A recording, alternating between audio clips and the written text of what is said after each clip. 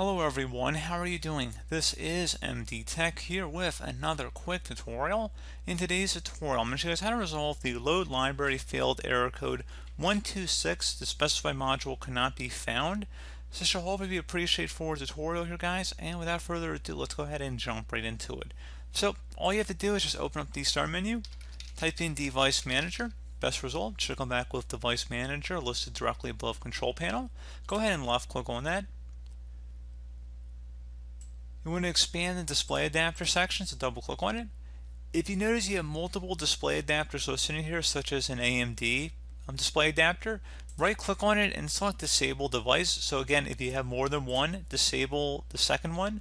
So if you have an Intel and an AMD, try disabling the AMD option and then just close out of here and then attempt to relaunch the application you're having a problem with, and that should really be able to resolve the problem. So pretty straightforward solution here, I would say. And like I said, pretty straightforward process. Do hope that I was able to help you out, and I do look forward to catching you all in the next tutorial. Goodbye.